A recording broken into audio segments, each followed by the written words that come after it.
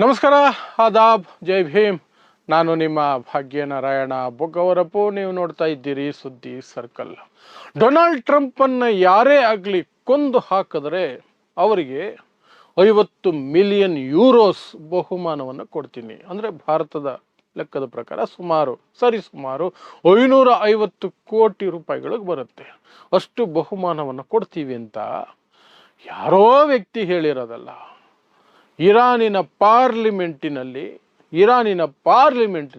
Bill pass ಆಗ್ತಾ ಇದೆ. ಬಿಲ್ಲೊಂದು present ಆಗಿದೆ. ಸೊ ಅದರ ಬಗ್ಗೆ ಒಂದಷ್ಟು ವಿವರಗಳನ್ನು ಕೊಡ್ತೀನಿ. ಅದರ ಜೊತೆಗೆ ಏನಾಗ್ತಿದೆ ಇರಾನ್ ಮತ್ತು ಅಮೆರಿಕ ನಡುವೆ. ಶಾಂತಿ ಮಾತುಕತೆಗಳು ಆಲ್ಮೋಸ್ಟ್ ನಲ್ಲಾಗಿದ್ದಾವೆ, ನಿಂತಿದ್ದಾವೆ. ಟ್ರಂಪ್ ಏನು ಯೋಚನೆ ಮಾಡಿದ್ದಾರೆ ನೆಕ್ಸ್ಟು? ಇರಾನ್ ಕಡೆಗೆ ಬೆದರಿಕೆ ಮೇಲೆ ಬೆದರಿಕೆ ಕೊಡ್ತಿದೆಯಲ್ಲ, ಏನು ನಡೆಯುತ್ತೆ ಮುಂದಕ್ಕೆ ಅದನ್ನು ಸಹ ಈಗ ಬಂದಿರುವ ವರದಿಗಳ ಆಧಾರದ ಮೇಲೆ ವಿವರಿಸುವಂತಹ ಪ್ರಯತ್ನವನ್ನು ಮಾಡ್ತೀನಿ. ಸೊ ಮೊದಲಿಗೆ ಡೊನಾಲ್ಡ್ ಟ್ರಂಪ್ ಹತ್ಯೆಗೆ ಬಹುಮಾನದ ವಿಚಾರ. ಇರಾನ್ ಪಾರ್ಲಿಮೆಂಟ್ನಲ್ಲಿ ಒಬ್ಬರು ಇಬ್ರಾಹಿಂ ಅಜೀಜಿ ಅನ್ನುವಂಥವ್ರು, ಅವರು ಪಾರ್ಲಿಮೆಂಟಿನ ವ್ಯವಹಾರಗಳನ್ನು ನೋಡಿಕೊಳ್ಳುವಂತಹ ಜವಾಬ್ದಾರಿಯುತವಾದಂತಹ ಪೊಸಿಷನ್ನಲ್ಲಿರುವಂಥ ವ್ಯಕ್ತಿ. ಅವರು ಒಂದು ಬಿಲ್ಲನ್ನು ಇರಾನ್ ಪಾರ್ಲಿಮೆಂಟಲ್ಲಿ ಇಟ್ಟಿದ್ದಾರೆ.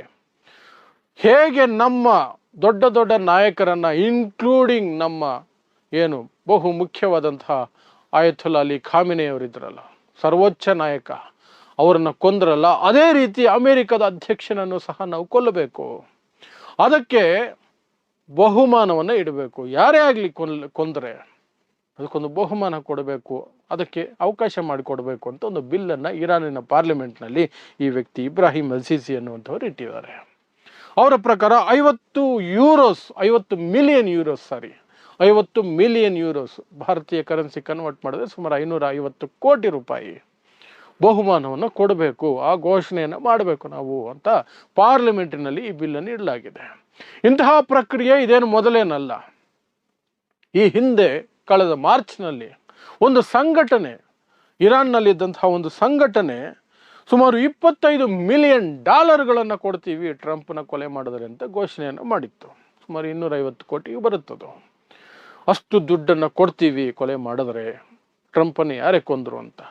ಈ ಘೋಷಣೆಗೂ ಈಗ ಪಾರ್ಲಿಮೆಂಟಿನಲ್ಲೇ ಬಿಲ್ಲಿಟ್ಟಿರೋದು ಘೋಷಣೆಗೂ ಇರುವಂತಹ ವ್ಯತ್ಯಾಸ ಅಂದರೆ ಕರೆನ್ಸಿ. ಈ ಹಿಂದೆ ಮಾರ್ಚಲ್ಲಿ ಒಂದು ಸಂಘಟನೆ ಕೊಟ್ಟಿದ್ದಂತಹ ಬಹುಮಾನದ ಘೋಷಣೆ ಏನಿತ್ತಲ್ಲ, ಅದು ಡಾಲರ್ನಲ್ಲಿತ್ತು, $25 ಮಿಲಿಯನ್ ಅಂತ. ಈಗ ಪಾರ್ಲಿಮೆಂಟ್ನಲ್ಲಿ ಬಿಲ್ ಇಟ್ಟಿದ್ದಾರಲ್ಲ, ಅದು ಯೂರೋಸಲ್ಲಿದೆ. ಯೂರೋಸು ಯುರೋಪಿನ ಕರೆನ್ಸಿ, ಯುರೋಪ್ ಒಕ್ಕೂಟದ ಕರೆನ್ಸಿ. ಅದು ಎಲ್ಲ ದೇಶಗಳು ಸೇರಿ ಒಂದು ಕರೆನ್ಸಿ ಮಾಡ್ಕೊಂಡಿದ್ದಾರೆ. ಸೊ ಅದರಲ್ಲಿ ಏನು ವಿಶೇಷ ಅನ್ನೋದಾದರೆ, ಪಾರ್ಲಿಮೆಂಟ್ನಲ್ಲಿ ಇಡ್ತಿರೋದು ಆಲ್ಮೋಸ್ಟ್ ಅಧಿಕೃತ, ಸರ್ಕಾರದ ಅಧಿಕೃತ ಒಂದು ಬಿಲ್ ಅದು.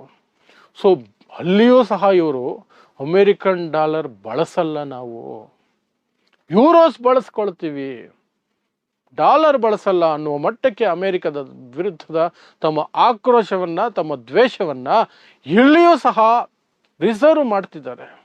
ನಾವು ಬಿಟ್ಕೊಡೋದೇ ಇಲ್ಲ, ಯಾವುದೇ ಕಾರಣಕ್ಕೂ ಅಮೇರಿಕ ಜೊತೆ ಯಾವುದೇ ಕಾಂಪ್ರಮೈಸ್ ಇಲ್ಲ. ಅವ್ರ ಕರೆನ್ಸಿ ಆಗಿರ್ಬೋದು, ಅವ್ರ ಕರ್ಮ ಆಗಿರ್ಬೋದು, ಅವ್ರ ಮುಖ ಆಗಿರ್ಬೋದು, ಯಾವುದಕ್ಕೂ ಕೇರ್ ಮಾಡಲ್ಲ ಅನ್ನೋ ರೀತಿಯಲ್ಲಿ ಈ ರೀತಿಯಾದಂಥ ಒಂದು ಇದನ್ನು ಮಾಡ್ಕೊಂಡಿದ್ದಾರೆ. ಇನ್ನು ಯುದ್ಧದ ಪರಿಸ್ಥಿತಿ ಏನಾಗಿದೆ ಅದರ ಕಡೆ ನೋಡೋದಾದರೆ, ಇರಾನ್ ಮೇಲೆ ಇನ್ನೊಂದು ಸುತ್ತಿನ ಯುದ್ಧ ಅಥವಾ ದಾಳಿಯನ್ನು, ಈ ಬಾರಿ ಮತ್ತು ತೀವ್ರತರವಾದಂತಹ ದಾಳಿಯನ್ನು, ಅದರಲ್ಲೂ ವಿಶೇಷವಾಗಿ ಪವರ್ ಪ್ಲಾಂಟ್ಗಳು ಮತ್ತು ಬ್ರಿಡ್ಜ್ಗಳನ್ನು ಟಾರ್ಗೆಟ್ ಮಾಡಿ ಒಂದು ಆಪರೇಷನ್ ಮಾಡಬೇಕು. ಅಥವಾ ಈ ಹಿಂದಿನ ಎಪಿಕ್ ಫ್ಯೂರಿ ಅಂತ ಏನು ಮಾಡಿದ್ರಲ್ಲ, 40 ದಿನ ಯುದ್ಧ ನಡೆದಿತ್ತಲ್ಲ, ಅದರ ಭಾಗ 2 ಅನ್ನೋ ರೀತಿಯಲ್ಲಿ ಎಪಿಕ್ ಫ್ಯೂರಿ ಪಾರ್ಟ್ 2 ಅಥವಾ ಎಪಿಕ್ ಫ್ಯೂರಿ 2.0 ಅದನ್ನು ಮಾಡೋದಕ್ಕೆ ಅಮೆರಿಕ ಅಧ್ಯಕ್ಷರು ಆಲ್ಮೋಸ್ಟ್ ತೀರ್ಮಾನ ಮಾಡಿದಾರಂತೆ. ತನ್ನ ಸೇನೆಗೆ ಬ್ರೀಫಿಂಗ್ ಕೊಡ್ತಿದ್ದಾರಂತೆ. ಏನಾದರೂ ಮಾಡಿ ಈ ಬಾರಿ ಇರಾನನ್ನು ಬಗ್ಗು ಬಡಿಲೇಬೇಕು. ನಮಗಿಷ್ಟು ದಿನ ಯುದ್ಧ ವಿರಾಮ ಹೆಸರಲ್ಲಿ ನಮಗೊಂದಷ್ಟು ಟೈಮ್ ಸಿಕ್ಕಿತ್ತು, ಅದರಲ್ಲಿ ನಾವು ಏನನ್ನು ಕಳ್ಕೊಂಡಿದ್ವಿ ಕಳೆದ ಬಾರಿ, ಮಿಸೈಲ್ಗಳನ್ನು ಮತ್ತೆ ತಯಾರಿ ಮಾಡೋದರಲ್ಲಿ, ಆ್ಯಂಟಿ ಮಿಸೈಲ್ ಸಿಸ್ಟಮ್ಗಳನ್ನು ಮತ್ತೆ ರಿಪೇರಿ ಮಾಡ್ಕೊಳ್ಳೋದು ಅಥವಾ ಮತ್ತೆ ಇನ್ಸ್ಟಾಲ್ ಮಾಡೋದರಲ್ಲಿ ಎಲ್ಲದರಲ್ಲೂ ನಾವು ಸಮಯವನ್ನು ಬಳಸ್ಕೊಂಡಿದ್ದೀವಿ. ಈಗ ದೊಡ್ಡ ಮಟ್ಟದಲ್ಲಿ ದಾಳಿ ಆಗಬೇಕು, ಇರಾನ್ ಶರಣಾಗುವ ಮಟ್ಟಕ್ಕೆ ದೊಡ್ಡ ದಾಳಿ ಆಗಬೇಕು ಅನ್ನುವಂಥದ್ದು ಟ್ರಂಪ್ ಆದೇಶ ಅಂತೆ. ಬಟ್ ಅದಕ್ಕೆ ಅಧಿಕೃತವಾದಂತಹ ಸ್ಟೇಟ್ಮೆಂಟ್ ಏನು ಬಂದಿಲ್ಲ, ಅಲ್ಲಿಂದ ಬರ್ತಿರುವಂತಹ ಸುದ್ದಿಗಳಷ್ಟೇ. ಆದರೆ ಆ ರೀತಿಯಾದಂಥದ್ದು ತಯಾರಿ ದೊಡ್ಡ ಮಟ್ಟದಲ್ಲಿ ನಡೀತಾ ಇದೆ ಅಂತ. ಅದಕ್ಕೆ ಪ್ರತಿಯಾಗಿ ಇರಾನ್ ಸಹ ಹೇಳ್ತಾ ಇದೆ, ಎಸ್ ನಾವು ರೆಡಿ ಇದ್ದೀವಿ. ಮೊದಲಿಂದಲೇ ಹೇಳ್ಕೊಂಡು ಬರ್ತಿದ್ದಾರೆ ಅವರು. ನಾವು ಮಾತುಕತೆಗೆ ಕೂರೋದೇ ಟ್ರಿಗರ್ ಮೇಲೆ ಬೆರಳಿಟ್ಕೊಂಡು, ನಾವು ಏನೇ ಮೂಮೆಂಟ್ ರೆಡಿ ಫೈರ್ ಮಾಡೋದಕ್ಕೆ ಅಂತ. ಅದ್ರ ಜೊತೆಗೆ ಹೇಳ್ತಾ ಇದೆ, ಅಮೆರಿಕಾಗೆ ನಾವು ತಕ್ಕ ಪಾಠ ಕಲಿಸ್ತೀವಿ, ನಮ್ಮ ಪರಮಾಣು ಬಾಂಬು ಬರ್ತಾ ಇದೆ, ಎಚ್ಚರ ಅನ್ನುವಂಥದ್ದು ಸಹ ಇರಾನ್ ಹೇಳ್ಕೊಂಡಿದೆ. ಇರಾನ್ ಹತ್ರ ಒಂದು ಅಂದಾಜಿನ ಪ್ರಕಾರ ಸುಮಾರು 400 ಕಿಲೋಗ್ರಾಮ್ 60% ಎನ್ರಿಚ್ ಆಗಿರುವಂತಹ ಯುರೇನಿಯಂ ಇದೆ. ಆಟಮ್ ಬಾಂಬ್ಗೆ ಅಥವಾ ಪರಮಾಣು ಬಾಂಬ್ಗಾಗಿ ಬೇಕಿರುವಂತಹ ಯುರೇನಿಯಂ ಎನ್ರಿಚ್ಮೆಂಟ್ 90%. ಇವ್ರ ಹತ್ರ 60% ಇದೆಯಂತೆ. 60%ಇಂದ 90%ಗೆ ತಗೊಂಡು ಹೋಗೋದೇನು ದೊಡ್ಡ ಕೆಲಸ ಆಗೋದಿಲ್ಲ. ನಿಜವಾಗ್ಲೂ 60% ಎನ್ರಿಚ್ ಆಗಿರುವಂತಹ ಯುರೇನಿಯಂ ಅವ್ರ ಹತ್ರ ಇದ್ರೆ ಆಲ್ರೆಡಿ ಎನಿ ಡೇ ಅದನ್ನು 90%ಗೆ ಏರಿಸ್ಕೊಂಡು ಅವರು ಆಟಮ್ ಬಾಂಬನ್ನು ರೆಡಿ ಮಾಡ್ಕೊಳ್ಳಬಹುದು, ನ್ಯೂಕ್ಲಿಯರ್ ಬಾಂಬನ್ನು ರೆಡಿ ಮಾಡ್ಕೊಳ್ಬಹುದು. ನ್ಯೂಕ್ಲಿಯರ್ ಬಾಂಬ್ ಏನಾದರೂ ಅವ್ರು ರೆಡಿ ಮಾಡಿಕೊಂಡ್ರೆ ಅವ್ರ ಹತ್ರ ಇಂಟರ್ ಕಾಂಟಿನೆಂಟಲ್ ಮಿಸೈಲ್ಗಳು, ಬ್ಯಾಲಿಸ್ಟಿಕ್ ಮಿಸೈಲ್ಗಳು ಸಿಕ್ಕಾಪಟ್ಟೆ ಇದ್ದಾವೆ. 1500-2000 ಕಿಲೋಮೀಟರ್ ದೂರ ಹೋಗುವಂತಹ ಕೆಪಾಸಿಟಿ ಇರುವಂತಹ ಮಿಸೈಲ್ಗಳು ಆಲ್ರೆಡಿ ಅವರು ಬಳಸಿದ್ದಾರೆ. ಮೊನ್ನೆ 40 ದಿನಗಳ ಯುದ್ಧದ ಸಂದರ್ಭದಲ್ಲಿ ಬಳಸಿ ತೋರಿಸಿದ್ದಾರೆ. ಹಾಗಾಗಿ ಅಮೆರಿಕ ರೀಚ್ ಆಗುತ್ತೆ, ಅವರ ಮಿಸೈಲ್ಗಳು ಅಮೆರಿಕಾಗೆ ರೀಚ್ ಆಗ್ತವೆ. ಪರಮಾಣುವನ್ನು ಹೊತ್ತೊಯ್ಯುವಂತಹ ಕೆಪಾಸಿಟಿ ಇರುವಂತಹ ಇಂಟರ್ ಕಾಂಟಿನೆಂಟಲ್ ಬ್ಯಾಲಿಸ್ಟಿಕ್ ಮಿಸೈಲ್ಗಳು ಅವ್ರ ಹತ್ರ ಸ್ಟಾಕ್ ಇದ್ದಾವೆ. ಅಲ್ಲಿಗೆ ಇರಾನ್ ಎಚ್ಚರಿಕೆಯನ್ನು ಅಮೆರಿಕವೂ ಸಹ ಸಣ್ಣ ಮಟ್ಟದಲ್ಲಿ ತಳ್ಳಿ ಹಾಕೋಕೆ ಬರೋದಿಲ್ಲ. ಅಮೆರಿಕದ ಎಚ್ಚರಿಕೆಯನ್ನು ಇರಾನು ಸಹ ಸಣ್ಣ ಮಟ್ಟದಲ್ಲಿ ತಳ್ಳಿ ಹಾಕೋದಕ್ಕೆ ಬರೋದಿಲ್ಲ. ಯಾಕೆಂದರೆ ಅಮೆರಿಕ ಅಂತಾರಾಷ್ಟ್ರೀಯ ಮಟ್ಟದಲ್ಲಿ ತಮ್ಮ ಫೇಸ್ ಸೇವಿಂಗ್ ಅಂತಾರೆ, ತಮ್ಮ ಗೌರವವನ್ನು ಕಾಪಾಡ್ಕೊಳ್ಳೋದಕ್ಕೆ, ಆಗಿರೋ ಅವಮಾನವನ್ನು ಮತ್ತೆ ಸರಿಪಡಿಸ್ಕೊಳ್ಳೋದಕ್ಕೆ ದೊಡ್ಡ ಗಾಯ ಮಾಡಬೇಕು ಇರಾನ್ಗೆ ಅಂತ ಹೊರಟಿದೆ. ಅದು ದೊಡ್ಡ ಗಾಯ ಮಾಡಿಸ್ಕೊಳ್ಳುತ್ತಾ ಅಥವಾ ಇಬ್ಬರಿಗೂ ಗಾಯ ಆಗುತ್ತಾ, ಇಡೀ ಜಗತ್ತು ಈ ಒಂದು ಇವರಿಬ್ಬರು ಗಲಾಟೆಯಲ್ಲಿ ಅನುಭವಿಸಿ ಸಾಯುತ್ತಾ. ಯಾಕಂದರೆ ಹೊರ್ಮುಜ್ ಸ್ಟ್ರೇಟು ಆಲ್ಮೋಸ್ಟ್ ಬ್ಲಾಕ್ ಆಗಿ ಕೂತಿದೆ. ಇಡೀ ಜಗತ್ತಿನಲ್ಲಿ ಹಾಹಾಕಾರ ಎದ್ದಿದೆ ತೈಲಕ್ಕೆ.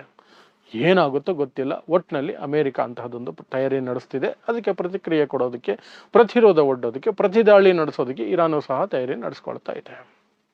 ಇದಿಷ್ಟು ಯುದ್ಧಕ್ಕೆ ಸಂಬಂಧಪಟ್ಟಿದ್ದು. ಮತ್ತು ಆರಂಭದಲ್ಲಿ ಹೇಳಿದ್ದು ನಾನು, ಟ್ರಂಪ್ ಕೊಲೆಗೆ ಅಥವಾ ಟ್ರಂಪ್ ತಲೆಗೆ ದೊಡ್ಡ ಬಹುಮಾನ, 50 ಮಿಲಿಯನ್ ಯೂರೋಸ್ ಬಹುಮಾನವನ್ನು ಇರಾನ್ ಪಾರ್ಲಿಮೆಂಟ್ ಮೂಲಕನೇ ಪಾಸ್ ಮಾಡುವಂತಹ ಸಾಧ್ಯತೆಗಳಿಗೆ ಬಿಲ್ಲೊಂದನ್ನು ಅಲ್ಲಿ ಹಾಕಿದ್ದಾರೆ. ಅದು ಪಾಸ್ ಆಗೋ ಸಾಧ್ಯತೆ ಎದ್ದು ಕಾಣ್ತಾ ಇದೆ ಅಷ್ಟೇ. ಸೊ ಇಂತಹದ್ದೇ ವಿಶೇಷ ಸುದ್ದಿಗಳಿಗಾಗಿ ನೋಡ್ತಾ ಇರಿ ಸುದ್ದಿ ಸರ್ಕಲ್. ನಾನು ನಿಮ್ಮ ಭಾಗ್ಯನಾರಾಯಣ ಬೊಗವರಪೋ.